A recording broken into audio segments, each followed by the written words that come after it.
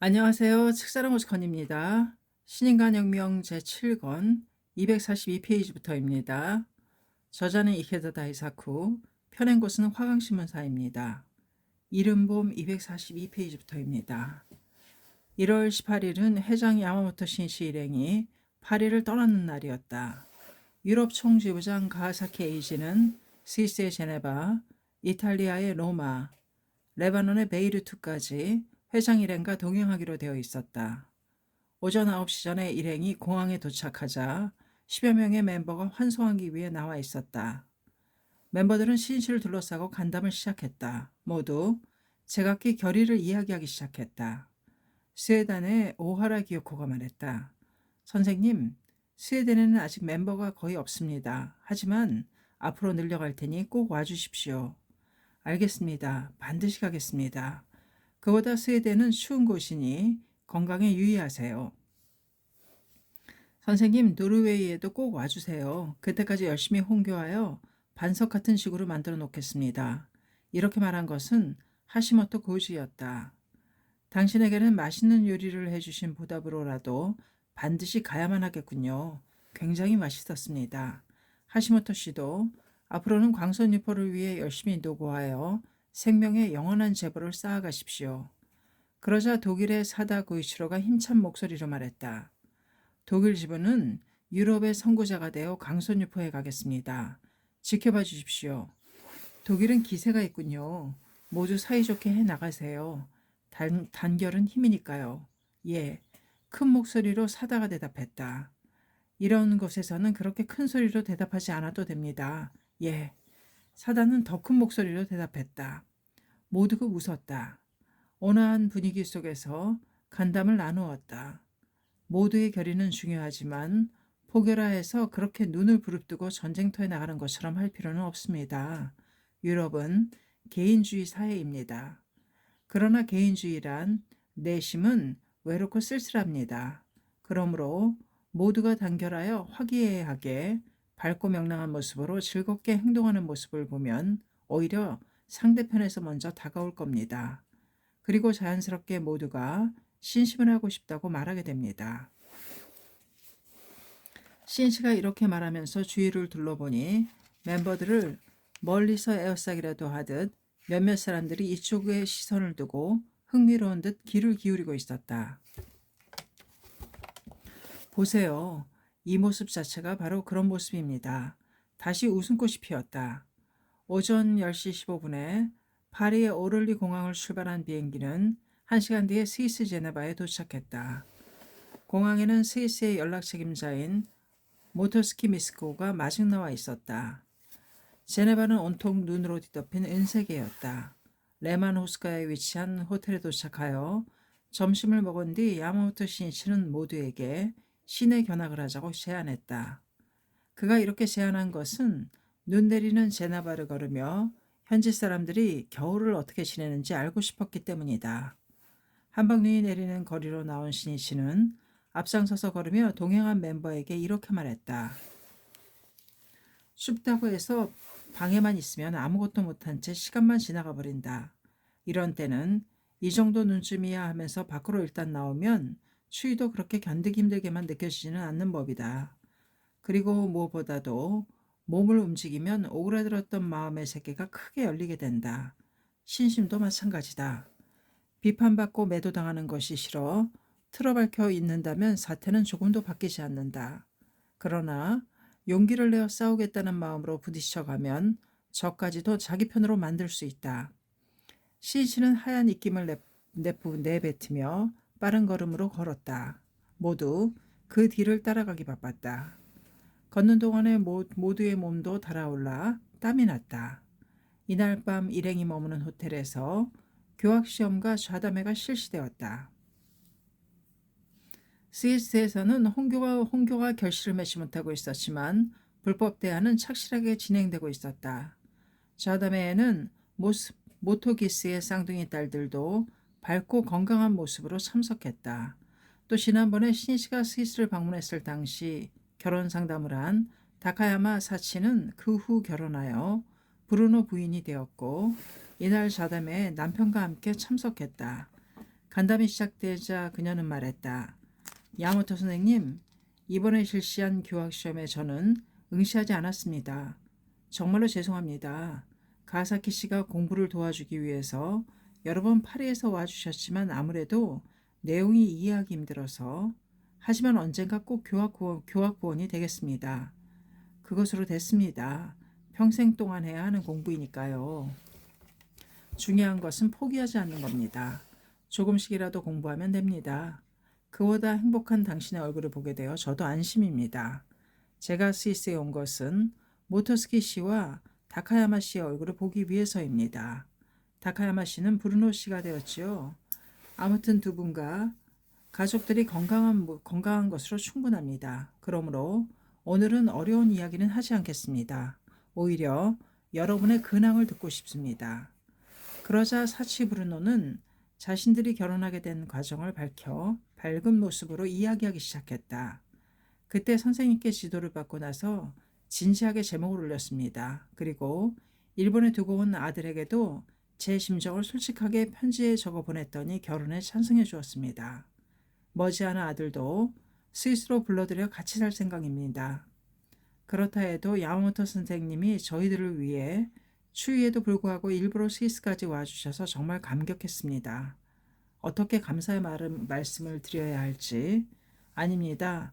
저는 학회 리더로서 마땅히 해야 할 일을 하고 있을 따름입니다. 소중한 회원이 한 사람이라도 있다고 하면 어디까지라도 격려하러 가는 것이 학회 회장의 정신이며 간부 본연의 자세입니다. 더구나 멤버 수도 적은 힘든 곳에서 열심히 분발하고 계시는 분이 있다면 더욱 그래야 하지요. 앞으로 머지않아 스위스에도 멤버가 부쩍부쩍 늘어날 것입니다. 그때는 여러분이 저와 같은 마음, 같은 결의로 모두를 격려하고 또 모두를 위해 헌신하고 봉사해 주십시오. 선배가 한 사람 한 사람의 멤버를 보물처럼 여기고 전혼을 기울여 성실한 자세로 지키고 격려하고 육성해 가는 곳에 학회의 강인함과 아름다움이 있습니다. 그것을 여러분이 이해한다면 제가 여기에 온 의미는 충분합니다. 저와 같은 마음을 가진 사람이 두 사람이나 탄생하게 되는 것이니까요. 제네바의 자담회에 참가한 사람은 몇 명 안 되었지만 추운 바깥 공기와는 반대로 따뜻하고도 훈훈한 모임이었다. 거기에는 한 발 앞서 봄이 찾아들고 있었다. 제네바에서 하룻밤을 묵은 일행은 이튿날 이탈리아의 로마로 향했다. 비행기에서 내려다본 스위스는 눈으로 뒤덮인 산들이 끝없이 이어져 온통 흰색이었으나 이탈리아에 들어서면서 푸른 대지가 펼쳐졌다. 일행은 로마의 공항에 마주 나온 멤버들과 함께 호텔로 향했다. 그리고 곧바로 그곳에서 이탈리아 멤버를 대상으로 교학시험을 실시했다. 그런 다음 이탈리아의 연락 책임자인 야마기시 마사오의 집을 방문했다. 야마모토 신이치는 야마기시 마사오의 가족을 비롯한 멤버 몇 명과 함께 근행 상제를 한 다음 그 자리에서 이탈리아 로마 지구를 결성한다고 발표했다. 지구부장에는 야마기시가 또 지구 담당원에는 그의 아내인 기미에가 취임했다. 또 신이치는 미술을 공부하기 위해 로마의 미술학교에 유학하고 있는 고즈마 스미코라는 여성을 유럽 여자부의 간사로 임명했다. 그녀는 유학이 확정된 작년 8월 서독 유학이 이미 결정되어 있던 다카이시 마스코와 함께 세이큐 신문사로 신씨를 찾아간 적이 있었다. 신씨는 그때 두 사람에게 어서를 선물하며 해외로 옹비하는 것을 축복했다. 그는 고즈마 일이 걱정되었다. 해외에서 자립하여 살아가기 위해서는 대지에 뿌리를 내린 잡초와 같은 강인함이 필요하지만 그녀에게는 그런 강인함을 느낄 수 없었기 때문이다. 이후 고즈마와는 5개월 만에 재회였다. 신씨가 물었다. 고즈마 씨는 이탈리아어를 잘 할 수 있게 되었나요? 예, 약간의 일상 회화 정도는. 그래요. 우선 어학을 완벽하게 자기 것으로 만들어가는 겁니다. 당신은 학생부였으니까 이탈리아어 하면 고즈마, 고즈마 하면 이탈리아어라고 불릴 정도가 되어야 합니다. 당신도 사명이 있어 이탈리아에 왔다. 그 사명을 완수하기 위해서는 어학이 꼭 필요하다. 지금 진지한 마음으로 열심히 공부해두면 장래 반드시 도움이 될 겁니다. 그리고 내일은 폼페이 유적을 방문하려고 합니다. 당신도 알고 있듯이 약 1900년 전 폼페이는 화산 대폭발로 멸망하고 말았다. 도다 선생님은 그 비극을 그린 폼페이 최후의 날이라는 소설을 애독하셨습니다. 이 소설은 여자부 화양의 연수용 교재로 사용한 적도 있습니다. 내일은 고즈마 씨도 함께 폼페이에 갑시다.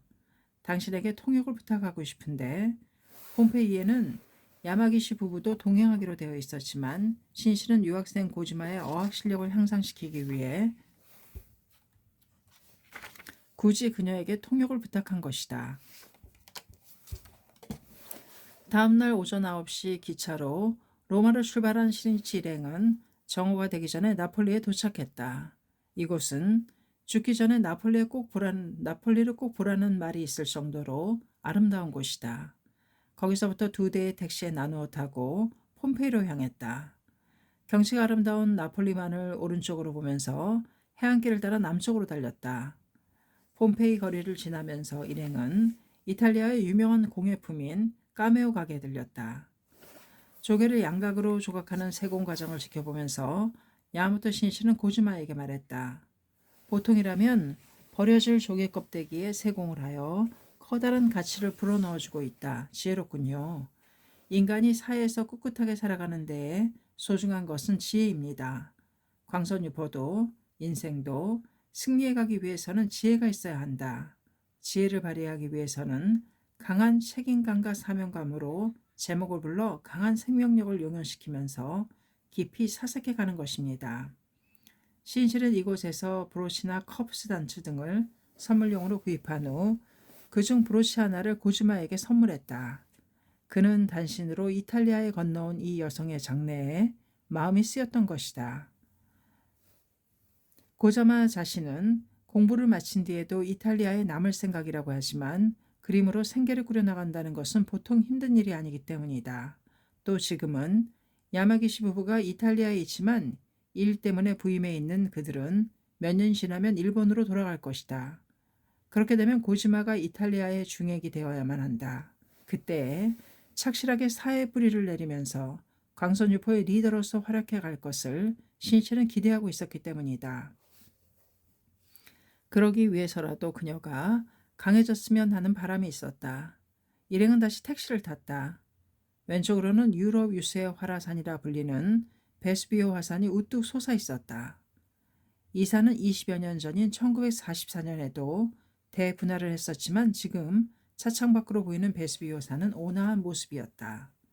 신실은 동승한 멤버에게 말했다. 후니쿨리라는 유명한 이탈리아 민요가 있는데 거기에 나오는 불의 산이 바로 베스비오 화산을 뜻한다고 한다.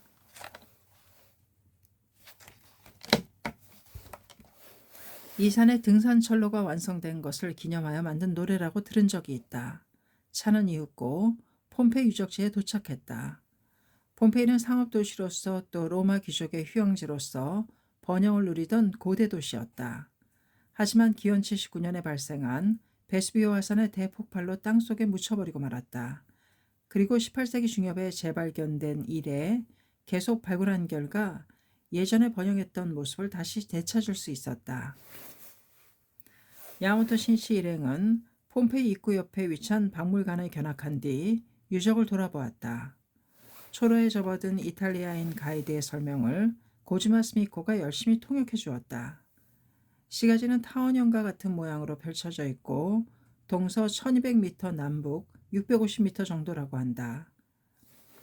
마리나가라고 불리는 유적지의 길을 벗어나자 바로 중앙광장이 나왔다. 이곳은 폼페이 시민의 중심적인 생활 공간으로 신전이나 공공시설이 집중되어 있었다. 일행은 광장의 북측에 있는 문을 지나 도로에 깔아놓은 돌을 밟으면서 앞으로 나갔다. 길가에는 돌로 지은 주택과 공중 목욕탕이 늘어서 있었다. 대부분의 건물은 지붕이 부서지고 없었지만 당시에 번영했던 모습을 그대로 보여주고 있었다. 어떤 집 앞에서 남자 가이드가 걸음을 멈추었다. 현관 바닥에 장식한 개 모자이크가 아름다웠다. 이 집은 비극 시인의 집이라고 불리고 있습니다. 유명한 소설 폼페이 최후의 날의 주인공이 살던 저택의 모델이 되었던 곳입니다. 폼페이 최후의 날의 작가는 에드워드 블루어 리턴이다. 그는 1803년에 영국 런던에서 태어나 저널리스트, 시인, 극작가로서 활약하는 한편 정치가로서 알려진 인물이다. 리턴은 30세가 되던 가을 이탈리아를 여행하며 이 폼페이의 폐허 앞에 섰다. 그때 리턴은 번영을 자랑하던 고대 도시가 멸망하는 모습을 상상하면서 여러 가지 감개가 가슴에 끌어올랐던 것 같다. 그것을 장편 소설로 완성한 것이 폼페이 최후의 날이다. 신씨 일행은 또 저택이나 극장, 상점, 지하 감옥 등의 유적을 둘러보았다. 아름다운 벽 하나 조각이 그대로 남아있는 집도 꽤 있었다. 걸음을 옮길 때마다 도로에 깔아놓은 돌에서 뚜벅뚜벅 마는 소리가 울려 퍼졌다. 이 주변은 일찍이 폼페이 시민이 오가며 내는 소리에 꽤 소란스러웠을 것이다. 신씨가 고개를 들자 집들이 늘어서 있는 건너편에 웅장하게 솟아있는 베스비오 화산이 보였다. 화구가 있는 산 정상은 표고 약 1280m, 오른쪽에는 예전의 분화로 생긴 외륜관이 있다. 그 산기슭이 완만하게 펼쳐져 있었다. 약 1900년 전 베스비오의 대분화로 폼페이의 시계는 멈춰버렸다. 당시 폼페이의 인구는 약 2만 명, 그중 약 10%인 2천명 정도가 사망한 것으로 추정되고 있다. 폼페이는 기원 79년에 대분화가 일어나기 17년 전에도 대지진으로 심한 피해를 입어 여기저기에 그 흔적이 남아있다. 거기에 또다시 거대한 화산 폭발이 일어난 것이다. 야마토 신씨의 가슴에는 소설 폼페이 최후의 날의 클라이맥스 장면이 생생하게 되살아났다. 음탕한 거짓 성직자 아르바체스의 함정에 빠져 무고한 죄를 뒤집어쓰고 투기장에서 맹수의 먹이가 되어야 하는 주인공 청년 글라우쿠스, 그것을 태연하게 바라보는 악인 아르바체스, 진실을 모른 채 잔인한 구경거리를 기다리고 있는 폼페이의 시민들. 그 순간 아르바체스의 거짓을 고발하는 증인이 나타나고 장면은 긴박해지는데 바로 그때 베스비오 화산이 대분화를 일으킨다. 소나무 거목과 같은 연기 기둥이 보였다. 그 줄기는 검은 연기였고 그 가지는 백열의 불이었다. 그 빛은 잠깐 동안 빨갛게 희미해지는가 싶더니 다시 격렬한 빛을 보이면서 하늘로 용솟음쳐 시시각각 그 형태와 빛깔을 바꾸고 있었다. 땅이 심하게 흔들리고 검은 연기로 뒤덮인 하늘에서 화산재나 작은 돌들이 쏟아져 내렸다. 부자도, 가난한 사람도, 시민도, 노예도, 남자도 여자도, 늙은이도 젊은이도 모두가 한순간에 생사의 갈림길로 밀려나고 말았다. 이 대혼란을 틈타 지금이야말로 한몫 챙길 때라며 재물을 약탈하는데 혈안이 되어 도망가지 못한 어리석은 남자가 있다. 아들이 아버지를 때려눕히고 돈주머니를 빼앗는 비정한 장면도 있다. 그러나 그곳에서 인간의 비정하고 무정한 모습만 볼 수 있었던 것은 아니었다. 이 혼란스러운 상황에서도 찬연하게 빛나는 품위 있고 고귀한 인간의 모습이 있었다. 그것은 벗을 염려하는 마음과 위험을 무릅쓰고 다른 사람을 돕는 용기였다. 예를 들면 기적적으로 재해한 글라우쿠스와 그의 연인 이오네를 맹인 소녀 니디아가 필사적으로 인도하는 모습과 같은 리턴의 펜은 극한 상황에서 나타나는 인간의 모습을 적나라하게 그리고 있다. 그런데 오늘날에는 발견된 시체나 퇴적물의 형태를 통해서도 피해 상황을 알 수 있게 되었다. 베수비오 화산의 분화는 다음 날까지 계속되었으며 작은 돌과 화산재가 수미터나 쌓였다고 한다. 또 여러 번에 걸쳐 미세한 재를 포함한 고온의 폭풍과 화쇄류가 빈사 상태 거리를 휩쓸었던 것 같다. 살아남은 사람들은 아마 물건도 챙기지 못하고 부랴부랴 피난했을 것이다. 마을이 작은 돌이나 화산재에 파묻혀 움직일 수가 없게 되기까지는 시간적 여유가 조금은 있었기 때문이다. 한편 화산 폭발로 목숨을 잃은 사람들 중에는 부유층이나 그 집에서 일하고 있던 사람들이 많았던 것 같다. 호화저택을 떠나기를 주저하거나 재산을 옮기는데 시간이 걸려 도망칠 기회를 놓쳐버렸던 것이다. 금화나 은화, 장신구 등을 몸에 지닌 채 죽은 사람도 있었다. 또 견고한 집이나 지하실에서 화산 폭발이 멈추기를 기다리다 오히려 무너져 내린 지붕에 깔리거나 고온의 폭풍에 희생된 사람들도 있었다. 야마토 신이치는 길가의 도로에 걸터 앉아 동행한 멤버들에게 이야기했다. 폼페이 최후의 날은 인간에게 인생에서 무엇이 가장 중요한 것인가라는 근본적인 문제를 묻고 있다고 생각한다. 이 소설에는 이 세상의 종말과도 같은 대참사 속에서도 신이 지배하는 영원한 생명을 믿으며 침착하게 행동하는 그리스도교도인 올린터스의 모습이 그려져 있다.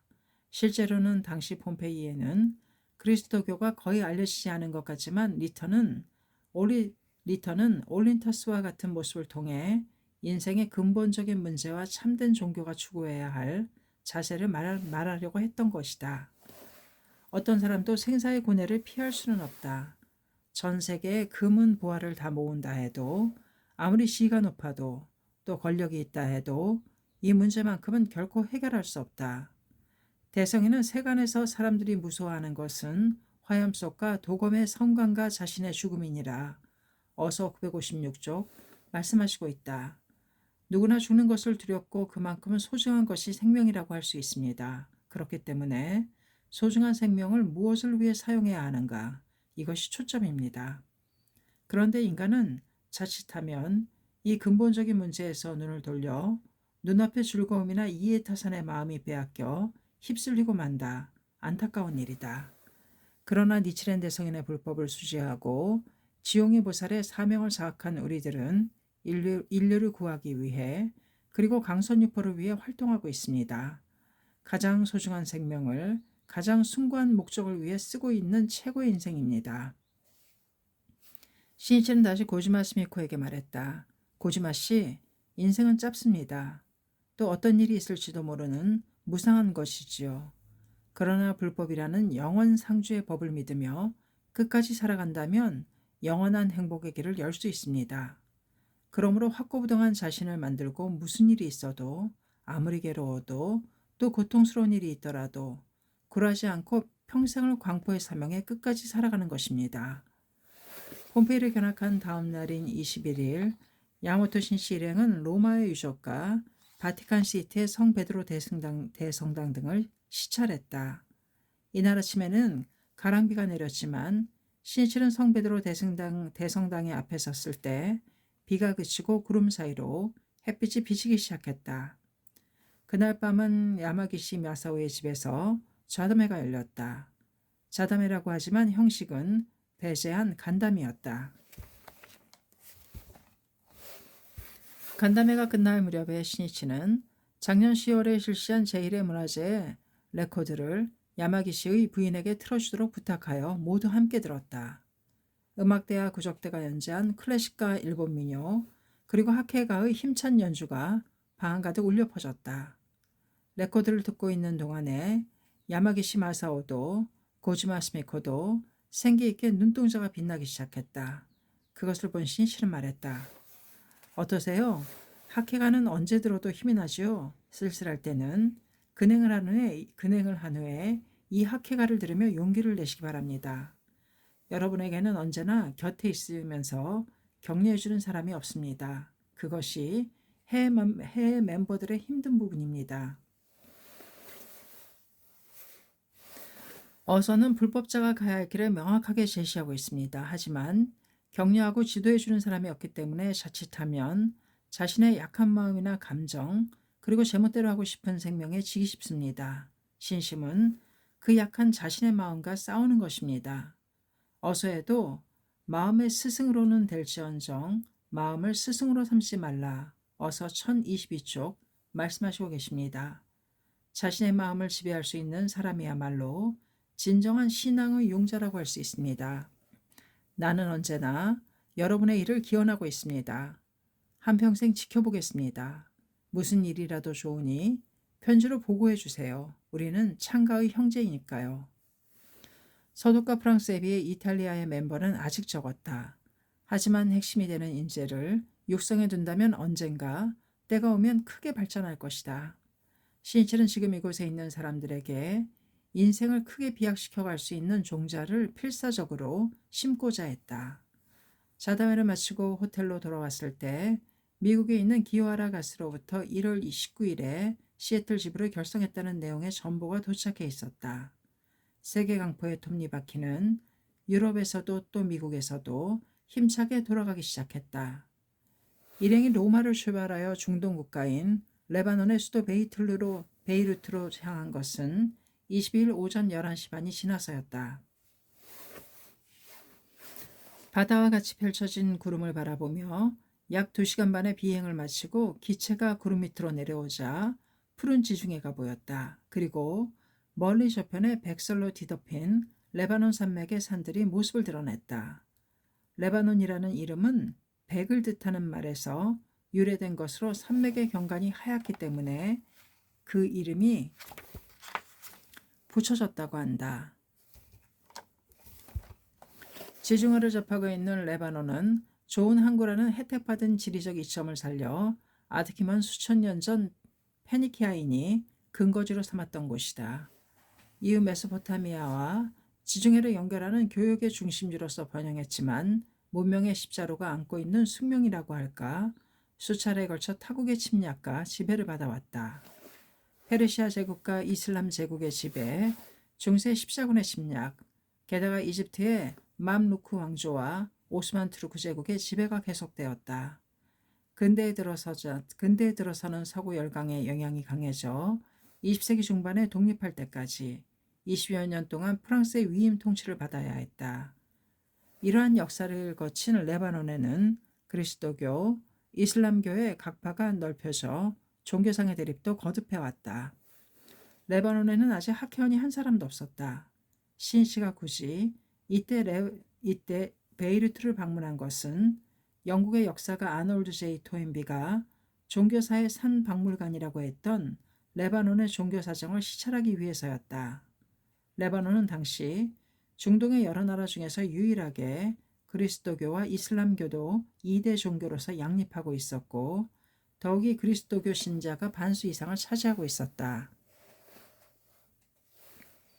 그 그리스도교 내부 사정이 복잡하여 최대 세력인 마론파를 선두로 그리스 정교, 그리스 가톨릭, 아르메니아 정교가 주요 4대파를 이루고 그 외에는 아르메니아 캐톨릭, 프로테스탄트 등이 있었다. 한편 이슬람교에는 쌍벽을 이루는 수니파와 시아파, 그리고 이곳 레바논이나 시리아에서 세력을 확보한 드루즈파가 주요 3대파였다. 또 소수이지만 유대교를 신봉하는 사람도 있었다. 이처럼 공인된 종파만도 10여 개에 달하고 각 종파마다 독자적인 사회 집단을 형성하고 있었다. 레바논 사회에서는 이들 종파가 모자이크와 같이 복잡하게 뒤얽혀 있었던 것이다. 레바논의 공인된 종파가 10여 개라고 하면 일본에 비해 적다고 느낄지도 모른다. 확실히 일본에는 주요 종파만 하더라도 60여 개에 가까우며 종교 법인만도 약 18만 개에 이른다고 한다. 그러나 레바논의 인구는 당시 일본의 약 60분의 1이었으며 게다가 종교가 가지는 의미나 그 무게 역시 일본과는 전혀 다른 것이었다. 일본 종교의 대부분은 국가에 예속되어 온 오랜 역사가 있으며 관원상제를 위한 의식 종교가 된 것은 오래전 일이다. 일반적으로 종교가 사회적인 힘으로 작용하는 일은 거의 드물며 종교가 개인의 사상이나 신조 그리고 생활에 깊이 뿌리 박혀 있다고는 말하기 어렵다. 그렇기 때문에 한 사람이 몇 개의 종교에 소속되는 경우도 있으며 자신의 종교나 종파의 교의를 전혀 모른다 해도 결코 이상한 일이 아니다. 이른바 유명무실하게 되어버린 종교가 범람하고 있는 것이 일본의 종교 사정이라고 할 수 있을 것이다. 그러나 레바논에는 각 종파가 공동체를 형성하여 정치적으로도 결속력을 가지면서 생활 습관에도 깊이 뿌리내리고 있다. 다시 말해 정신적으로 사회적으로 각자의 존재를 뒷받침하는 기반이 되어 온 것이다. 게다가 때로는 지배 권력과 대치해온 역사를 가지고 있다. 레바논 사회의 이 강한 종파성은 정치에서도 현저하여 종파주의라고도 할 수 있는 정치제도를 만들어냈다. 각 종파의 인구 비율을 기준으로 정치상의 직위가 할당되는 것이다.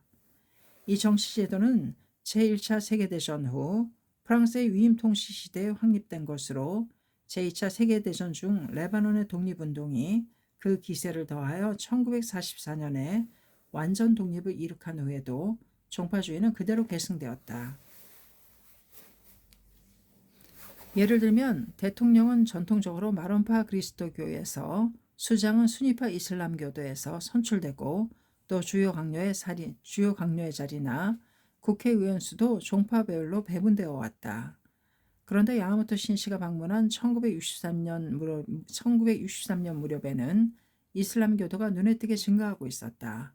다시 말해 실질적인 종파의 인구 비율도 계속 변화하고 있으며 예전의 종파별 세력 배분의 일부에서는 강한 불만을 드러내고 있는 듯했다. 또 중동 전쟁 중에 이슬람교도인 팔레스타인 난민이 레바논 남부를 중심으로 이주해 오면서 더욱 이슬람교도의 증가에 박차를 가하게 된다. 신시 일행은 호텔의 짐을 풀고는 곧장 베이루트 시내를 시찰하러 나갔다. 중동이라고 하면 사막의 이미지가 강하지만 감청색 지중해를 접하고 있는 베이루트는 따뜻하고 숲이 우거져 남유럽을 연상케 했다.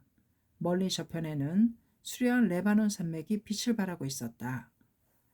베이루트는 중동의 금융과 경제의 중심지이며 당시 레바논의 인구는 약 160만 명이었는데 그 중에 3분의 1이 베이루트에 집중해 있었다. 그런 만큼 거리는 활기로 가득 차 있었고 게다가 상점의 간판에는 아라비아어 외에 프랑스어나 영어도 함께 쓰여 있어 풍부한 국제 감각을 느낄 수 있었다. 또 이라크 등에서는 거리에서 만나는 사람은 거의가 남성이었고 가끔 눈에 띄는 여성은 검은 차도르로 전신을 감싸고 있었으나 이곳에서는 많은 여성들이 다양한 복장으로 거리를 활보하고 있었다. 시내에는 각 종파별로 거주하는 지역이 정해져 있어 어느 지역에는 마론파 그리스도교가 또 다른 지역에는 순위파 이슬람교도가 살고 있었다. 청년부장인 아키즈케 이스케가 야마모토 신시에게 말했다. 레바논의 정치, 사회제도는 공존을 위한 하나의 지혜였겠지만 종파별로 작은 사회가 한데 모여 있다는 느낌이지 민중 한 사람 한 사람이 종파를 초월하여 적극적으로 서로 교류하는 것으로는 보이지 않습니다. 게다가 들은 바에 의하면 이슬람교도가 증가하여 종파 간의 균형이 무너지고 있으며 정치나 사회 현상에 대해 강한 불만을 갖는 사람도 있다고 합니다. 만약 이런 상태가 계속되어 작은 문제라도 터질 경우 이것이 종파 간의 분쟁으로 확대되지는 않을까 걱정입니다. 신씨가 답했다. 나도 그렇게 생각하네. 또 국경을 접하고 있는 유대교 국가인 이스라엘과의 문제도 있지. 그래서 이곳에 도착한 순간부터 레바논의 평화를 기원하며 계속 마음속으로 창제를 하고 있었다. 오야 요시코가 뭔가 골똘히 생각하는 듯한 얼굴로 신씨에게 물었다. 선생님, 레바논의 안정과 평화를 위해 가장 필요한 건 역시 종파 간의 대화가 아닐까요? 신씨가 답했다. 종파 간의 대화는 지금까지 몇 번이고 시도해 왔다고 생각한다. 그러나 서로의 이해에 부딪혀 좀처럼 협조할 수 없는 것이 현 실정이 아닐까? 이 중동이나 유럽의 경우 종교가 갖는 사회적 영향력이나 존재 가치는 일본과 달리 상당히 무겁다. 그러한 종교나 종파 사이에 정치적 또는 사회적인 이해가 얽히게 되면 문제는 더욱 복잡해지고 말지. 그렇기 때문에 대화라고 해도 종파를 초월한 인간 대 인간의 대화가 필요하다고 생각한다. 다시 말해 같은 국민으로서 또는 같은 인간으로서 우선 공통된 과제를 기탄 없이 서로 이야기해가는 것이, 그리하여 공감의 토양을 만드는 것이 가장 중요하지 않을까? 그러기 위해서는 종교나 종파에 따라 일률적으로 인간을 나누는 발상부터 전환해야만 한다. 나는 사람을 하나의 구체적인 인간이 아닌 민족이나 종교, 국적, 계급 등의 추상적인 집단으로서 인식하여 판별하는 것은 잘못되었다고 생각한다. 그러한 발상은 인간을 분단시킬 뿐만 아니라 거기에는 진정한 의미의 대화나 우정도 없다. 레바논의 경우도 같은 권리를 가진 국민, 모두 존엄하고 생존의 권리를 가진 인간이라는 대전제, 대원칙으로 대화를 시작해야 한다. 종파가 아닌 인간을 응시하며 종파 간의 대화 이상으로 인간 간의 대화를 해가는 것 이외에는 방법이 없다.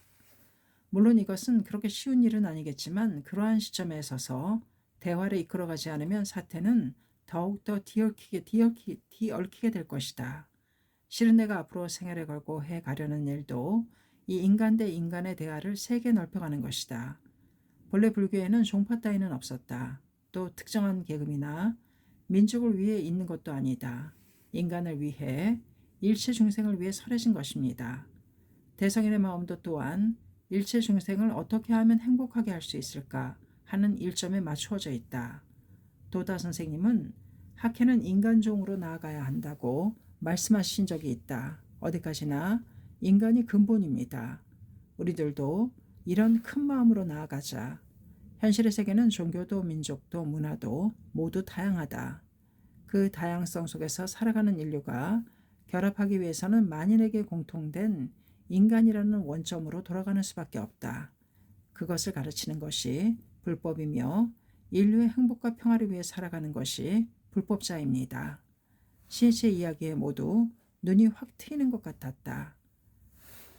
이른봄 269페이지까지였습니다. 감사합니다. 책사랑 오죽헌이었습니다.